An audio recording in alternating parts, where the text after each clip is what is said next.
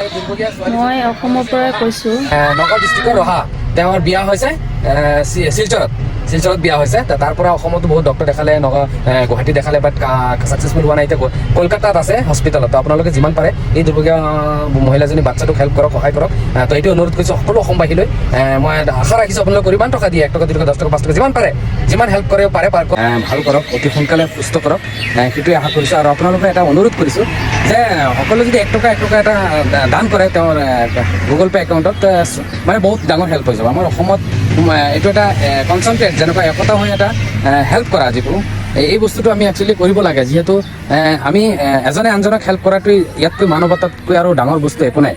যিহেতু সেইটো আমাৰ ভিতৰত আছে। আমি আমাৰ অসমীয়া জাতিটোৰ ৰক্ষা কৰিবলৈ আমি হেল্প কৰিব পাৰোঁ। আমাৰ সেইখিনি শক্তি আছে। আৰু আমাৰ অসমীয়া জাতিটোৰ আমাৰ এটা আৱেগ আছে, মনৰ এটা ভাৱ আছে। আমি কাৰোবাক সহায় কৰোঁৱেই। এইটো আমাৰ 1 টকা 2 টকা 10 টকা 5 টকা যিমান পাৰোঁ, ইমান ডাঙৰ নহয়, এটা হেল্প হৈ যাব। এইটো দুৰ্ভগীয়া এটা বেমাৰৰ পৰা উদ্ধাৰ হ'ব পাৰিব। গতিকে মই ৰিকুৱেষ্ট কৰিছোঁ এই ভিডিঅ'টো চাব আপোনালোকে। আৰু QR কোড দিয়া আছে অলৰেডি। তো আপোনালোকে যিমান পাৰে পেটিএম পাৰে, গুগল পাৰে, অনলাইনত যিমান পাৰে হেল্প কৰি দিয়ক। 1 টকা কৰি 1 লাখ মানুহ দিয়ে 1 লাখ টকা হৈ যাব। তো এই দুৰ্ভগীয়া মহিলাজনীৰ আৰু বাচ্চাজনীৰ জীৱনটো বাচি যাব আপোনালোকৰ 1 টকা বিনিময়ত। তো গতিকে সেইখিনি কৰিব ভগৱানে ঈশ্বৰে আপোনালোকো চাব। তো গতিকে মই ৰিকুৱেষ্ট কৰিছোঁ, অনুৰোধ কৰিছোঁ যে এই দুৰ্ভগীয়া মহিলাক আপোনালোকে হেল্প কৰে যাতে। Thank you. জয় আই অসম। আশা ৰাখিছোঁ আপোনালোকে হেল্প কৰিব প্লিজ। জয় অসম, জয় হিন্দ। তো এইটোৱে আশা থাকিল সকলো অসমবাসীলৈ। জয় আই অসম, জয় হিন্দ, জয় ভাৰত, জয় আই অসম।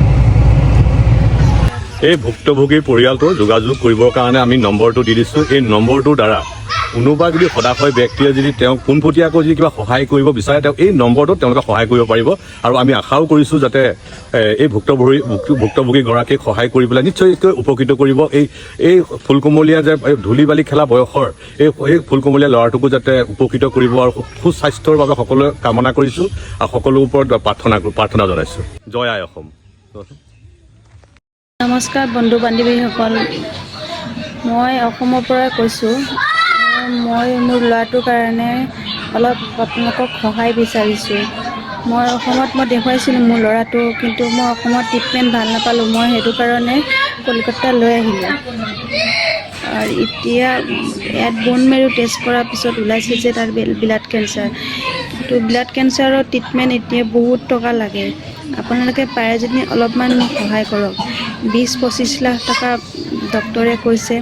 প্লিজ আপোনালোকে যিমান পাৰে মোক সহায় কৰক। আমাৰ যিমানখিনি সমৰ্থ আছিলে কৰিছোঁ, আপোনালোকে যদি অলপ পাৰে সহায় কৰক প্লিজ।